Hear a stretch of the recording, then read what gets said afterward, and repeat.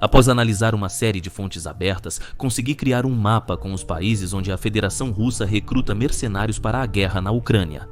E sabe, a escala impressiona. Cuba, Venezuela, Bolívia, Serra Leoa, República Centro-Africana, Líbia, Egito, Etiópia, Somália, Burkina Faso, Eritreia, Sudão do Sul, Quênia, Congo, Líbano, Síria, Uzbequistão, Tadjiquistão, Quirguistão, Afeganistão, Nepal, Bangladesh, Índia. E essa não é a lista completa. Vocês já devem ter notado o aumento recente de fotos e vídeos mostrando pessoas de aparência não eslava nas fileiras das Forças Armadas da Federação Russa.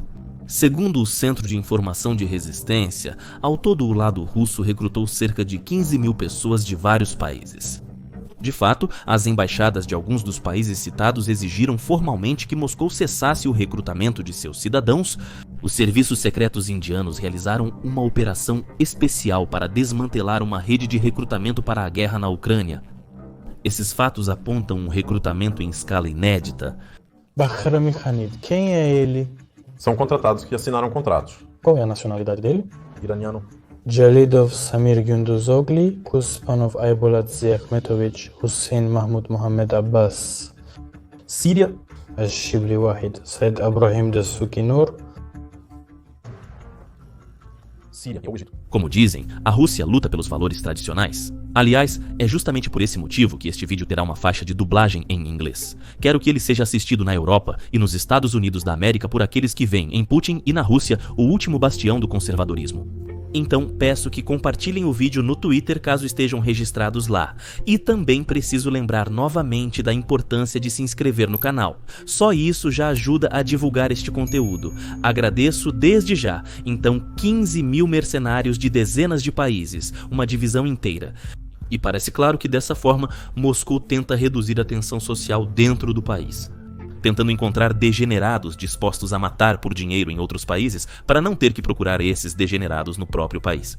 Mas ao mesmo tempo surge a pergunta, será que vale mesmo a pena? Será que 15 mil mercenários de todo o planeta não criam uma série de dificuldades, desde a barreira do idioma até problemas logísticos? O recrutamento dos combatentes é realizado por empresas de fachada que prometem aos oriundos da América Latina, África e Ásia a chance de ganhar dinheiro. É uma estrutura bem organizada, que coopera tanto com o crime local quanto com funcionários corruptos. E novamente, isso ocorre não apenas nos países africanos, onde a influência política das empresas militares privadas russas é significativa. Citarei um documento oficial do Departamento Central de Investigações da Índia, cujo link deixarei na descrição. Traficantes de pessoas, como uma rede organizada, atraíam cidadãos indianos por meio de redes sociais e agências locais que ofereciam empregos bem remunerados na Rússia. Após serem traficadas, as vítimas indianas eram treinadas militarmente e enviadas contra sua vontade para bases russas na zona de combate na Ucrânia. Ou seja, entende? O Kremlin organizou não apenas uma campanha publicitária no Facebook. A Rússia está envolvida no tráfico internacional de pessoas, atraindo-as para a guerra por meio de engano. O Ministério das Relações Exteriores de Cuba declarou oficialmente que a rede de tráfico de cubanos enviados para a guerra na Ucrânia opera a partir da Rússia. Novamente, esta é uma declaração oficial, mas isso não me surpreende e creio que vocês também não. A Rússia bombardeia diariamente cidades pacíficas com mísseis balísticos. Não surpreende que esses defensores dos valores tradicionais também trafiquem pessoas, porém gostaria de abordar outro assunto. Qual é o sentido de recrutar pessoas de outros países? Afinal de contas, Moscou claramente não está interessada em estragar as relações com a própria Índia.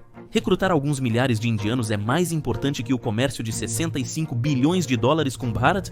Ou com outros países que claramente não ficam nada satisfeitos ao ver seus cidadãos indo para uma guerra estrangeira? Você não vê que nossos rapazes estão dando suas vidas? Eles não estão apenas se manifestando, não estão apenas falando, mas estão defendendo com suas próprias vidas o direito não só do continente africano, mas de todas as pessoas do nosso planeta serem livres. E isso é fundamental.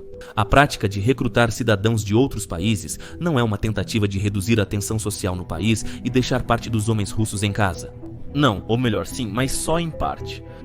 Você mesmo sabe como o recurso humano é utilizado no exército russo. 15 mil mercenários não afetarão significativamente a capacidade de combate do exército russo. E esse número de combatentes também não influencia nos prazos para uma mobilização adicional dentro da própria Rússia. Por outro lado, o esforço para recrutar e integrar na tropa combatentes que não falam russo é considerável. Mas o mais importante, como eu disse acima, são os riscos políticos, que são bastante altos, assim como no caso da Índia. Não foi por acaso que incluí o discurso de Maria Zakharova, que afirma descaradamente que a Rússia está bombardeando a Ucrânia pela liberdade da África. Não, isso não é só delírio de bêbado. Essa é uma das tarefas mais importantes para a Rússia, ou seja, convencer os países do sul global de que a guerra na Ucrânia é uma guerra anticolonial e que está sendo travada contra um inimigo comum representado pelo Ocidente. E o recrutamento de combatentes da América Latina, África e Ásia é uma das formas de resolver essa tarefa. Afinal, dessa forma, os países acabam sendo envolvidos contra a própria vontade em uma suposta coalizão anti-ocidental, que de fato ainda não existe. Naquele momento era difícil imaginar que os países da OTAN, os Estados Unidos da América e os Estados europeus primeiro iriam se envolver indiretamente e depois diretamente nesse conflito. Primeiro alguns mísseis, depois mísseis mais potentes. Sim, esse é um ponto muito importante. Moscou realmente não previu que tantos países se uniriam em torno da Ucrânia. Sim, eu entendo como isso soa para muitos. Afinal, para ser sincero, o apoio do Ocidente é, digamos, no mínimo fraco.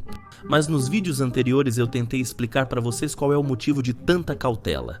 Mas vejam só que coisa, o chamado eixo do mal nesse sentido acabou sendo ainda menos consolidado do que o chamado mundo democrático que apoia Kiev. Você imagina de onde o presidente da Tchequia, Petr Pavel, consegue encontrar munições? Como escreve o Wall Street Journal, a BK está reexportando da República da África do Sul, que faz parte dos Brasil, Rússia, Índia, China e África do Sul.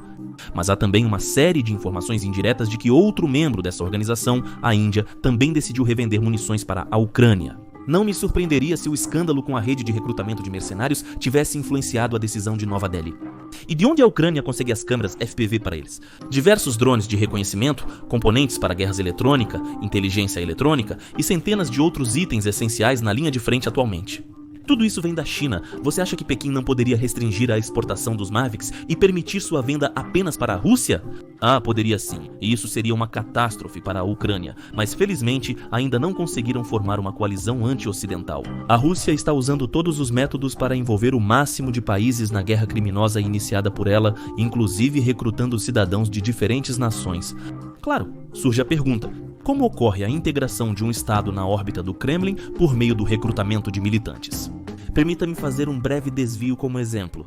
Se quisermos viver em um mundo equilibrado que leve em conta os interesses de todas as pessoas, especialmente aquelas que vivem em determinado território, devemos considerar os sentimentos, planos e aspirações dessas pessoas.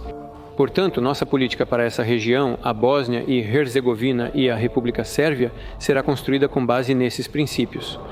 Em um dos meus vídeos, já levantei a questão da República Sérvia, que faz parte da Bósnia e Herzegovina, afirmando que esta é uma das regiões onde a Rússia irá fomentar sentimentos separatistas. Na verdade, o criminoso internacional Vladimir Putin declarou isso de forma direta em sua coletiva de imprensa há 5 meses. E de fato, no dia 5 de abril, o presidente da República voltou a levantar a questão da saída da Bósnia e Herzegovina. O braço de força por trás dessa ideia são esses caras da chamada Organização Honra Sérvia. Essas pessoas aqui. E aqui está o líder desse movimento recebendo um prêmio das mãos do general russo Valery Kalyakin. Os representantes desse movimento passaram pelo fogo da guerra híbrida russo-ucraniana em Donbass? Bem, isso é óbvio. O fato é que a guerra é, em geral, uma maneira ideal de treinar e unir um grupo, que ao voltar para casa pode organizar células de combate para influenciar o curso político dos acontecimentos em determinado país. Só que, se organizações semelhantes na Sérvia e em seus satélites são resultado de experiências de eventos passados, então, por exemplo, o recrutamento de cubanos é um investimento no futuro e eles levam isso muito a sério. Conforme a mídia hispânica, a recrutadora dos cubanos se apresentava como Diana Dias. Este homem conta abertamente como os cubanos são recrutados. No mensageiro, ele contatou a intermediária Diana. Aqui está a conversa deles. Enviei os documentos para ela, esperei as instruções seguintes e a passagem de avião para a Rússia. E aqui está a própria Diana Guias, que conseguimos encontrar graças ao vazamento do número de telefone dela em pé no comissariado militar russo. E atrás dela, eu suponho, está aquele que veio defender os valores tradicionais na Ucrânia. Para assassinos como ele, isso é uma chance de sair da pobreza. Em Cuba, onde o salário é de apenas centenas de dólares, isso já é uma grande alegria. Um contrato com o exército russo, com pagamento superior a $2.000, é quase uma salvação. Por isso há muitas pessoas interessadas. O marido dela, Henrique, era pedreiro em Cuba e agora serve no exército russo. Falamos com ele por videochamada. O homem de uniforme militar mostra o campo de treinamento. Eu soube que o contrato era verdadeiro quando cheguei. A Federação Russa me trouxe para cá. Todos sabiam por que vieram. Há muitas investigações jornalísticas assim na imprensa internacional e na de língua espanhola. Cubanos são atraídos por engano com ofertas de emprego em empresas inexistentes, promessas de posição segura na retaguarda do exército russo ou influência ideológica. A escala do recrutamento neste país insular tornou-se tão grande que até mesmo o Ministério das Relações Exteriores de Cuba, que é amigável com Moscou, teve que fazer mais uma acusação oficial contra a Rússia. Afinal, os representantes oficiais de Cuba entendem muito bem o que acontece quando essas pessoas voltam para casa. Porque mesmo que um cubano seja levado para a guerra por meio de engano, ele ou vai morrer, ou pelo contrário, vai se tornar um combatente experiente. Ele criará uma forte amizade com seus conterrâneos, que também podem ter sido enganados e levados para as trincheiras. Mas ele também vai conhecer aqueles que vieram conscientemente para matar por dinheiro, e tudo isso, ao voltar para casa, isso é um grupo unido, bem organizado e com experiência de combate. E mais importante, eles mantêm fortes laços com os curadores russos. E então acontece o seguinte: estamos prontos para trabalhar juntos no desenvolvimento da cooperação comercial e econômica. Queremos mudanças em nossa política. Alguns de nossos parceiros tradicionais estão nos virando as costas. E vemos então quem é nosso verdadeiro amigo. Para que entendam, sentado à mesa no Palácio do Kremlin está um criminoso internacional, um terrorista declarado e assassino, que conclama o genocídio de toda uma população.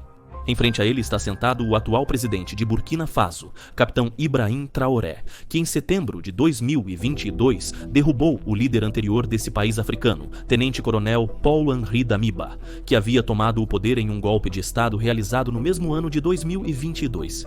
Em Burkina Faso, ocorreram 2 golpes de estado em um ano, mas, como é possível notar, isso não incomoda Putin, o grande defensor da legitimidade do poder em outras nações. Isso se explica facilmente. O golpe aconteceu com o apoio do grupo ČVK Wagner. Foi esse grupo que treinou os militantes de Traoré, que até recebeu felicitações de Evgeny Prigozhin.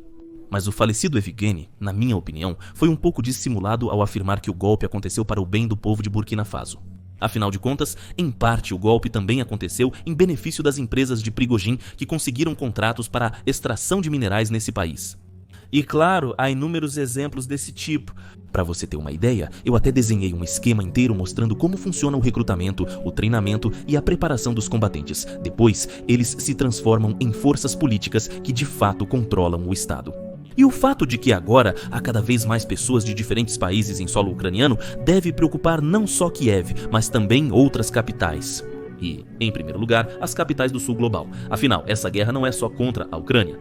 E o fato de que muitos países marcados neste mapa se recusaram a participar da Cúpula da Paz e não apoiaram a Ucrânia em sua luta pela sobrevivência, só mostra a falta de visão das elites políticas desses próprios países. O que faziam com os estrangeiros? Também jogavam na vala? Estrangeiros? Não, eles eram como pessoas separadas entre nós, sabe? Como se diz, eram intocáveis de certa forma.